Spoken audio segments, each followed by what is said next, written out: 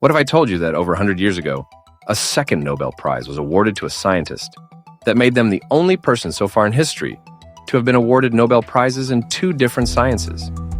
This scientist's works on radioactivity, a term that they in fact coined, was the basis of modern nuclear technology. And in a world where men took the professional stage, this scientist was a woman. Welcome back to 1,000-Year Personalities. And in this episode, we'll be taking a closer look at the life and legacy of Marie Curie, a woman whose discoveries continue to save lives and shape the modern world.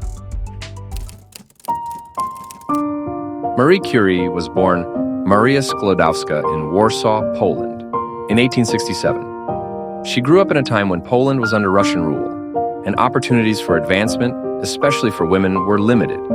Her father, a teacher of mathematics and physics, instilled in her a love of learning, but her family struggled financially. By the time she was a teenager, Marie had already suffered several tragedies. Her mother died of tuberculosis, and her older sister died of typhus. These losses deeply affected her, but also strengthened her determination. Education became her refuge, and her weapon against the unfairness of life. At the time, women were not allowed to attend Poland's universities, but Marie didn't let that stop her. She secretly attended the Flying University, an underground institution that provided higher education for women in defiance of the restrictions. This rebellious act marked the beginning of her lifelong fight against barriers placed in her path. Marie longed for greater opportunities, and her sister Bronia had moved to Paris to study medicine. The two sisters made a pact. Marie would support Bronia financially until she graduated, and then Bronia would do the same for Marie. For several years, Marie worked as a governess, saving money and studying in secret. Finally, in 1891, at the age of 24, she arrived in Paris. There, she enrolled at the Sorbonne, one of Europe's most prestigious universities. Paris was a shock. Marie lived in poverty, surviving on little more than bread, butter, and tea, often fainting from hunger and cold. Yet, she excelled in her studies, earning degrees in physics and mathematics. This relentless pursuit of knowledge would become a defining feature of her life. In 1894, Marie met Marie Curie, a fellow scientist. Their connection was immediate, both intellectually and personally. Pierre recognized Marie's brilliance, something that was rare in a time when women were often dismissed in academic circles.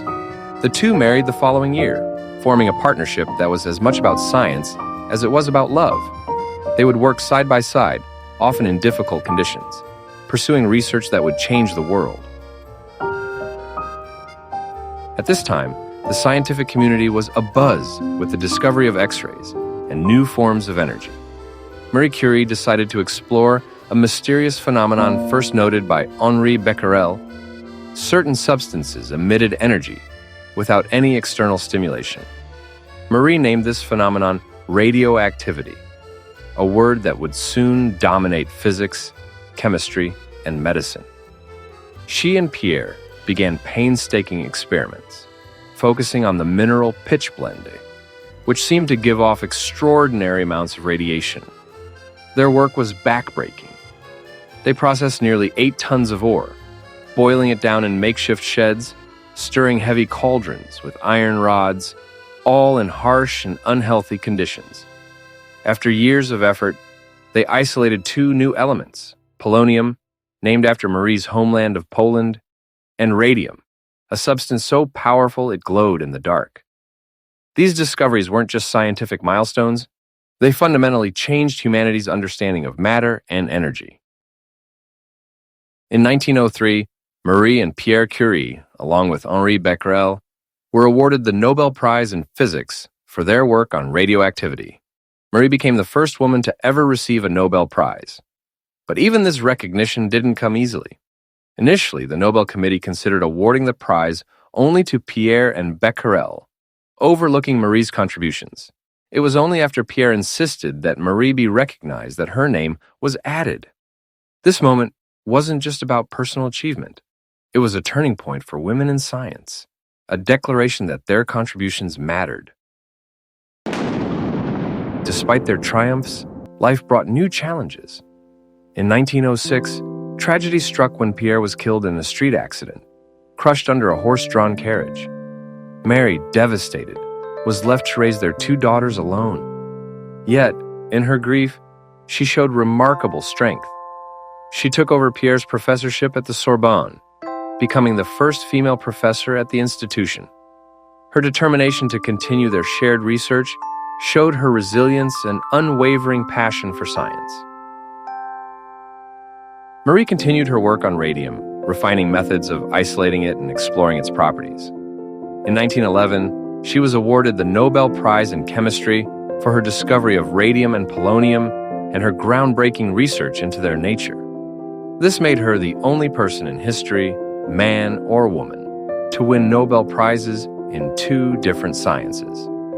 It was an achievement that cemented her status as one of the greatest scientists who ever lived. When World War I broke out, Marie Curie turned her scientific expertise to saving lives.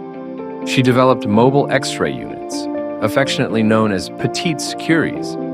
These vehicles traveled to the front lines, allowing doctors to locate bullets and shrapnel in wounded soldiers.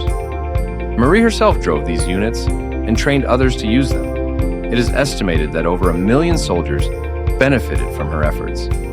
This was science at its most human, applied not just to advance knowledge, but to reduce suffering in real time. But Marie Curie's dedication came with a hidden price. At the time, the dangers of radiation were not fully understood. She handled radioactive materials with little to no protection, often carrying test tubes of radium in her pockets, marveling at their glow. Years of exposure eventually led to her illness. In 1934, she died of aplastic anemia, a condition linked to radiation exposure. She gave her life to science in the most literal sense. To this day, her notebooks remain so radioactive that they are stored in lead-lined boxes and can only be handled with protective gear. Marie Curie's legacy is vast and enduring. Her discoveries laid the groundwork for nuclear physics, cancer treatments, and medical imaging. Radiation therapy has become a cornerstone of modern oncology, saving millions of lives each year. Her influence also extends to the symbolic. Curie became an icon for women in science, breaking barriers and proving that intellect knows no gender.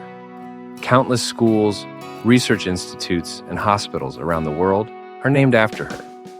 In 1944, scientists named a new element, curium, in her honor. Even the periodic table carries her legacy.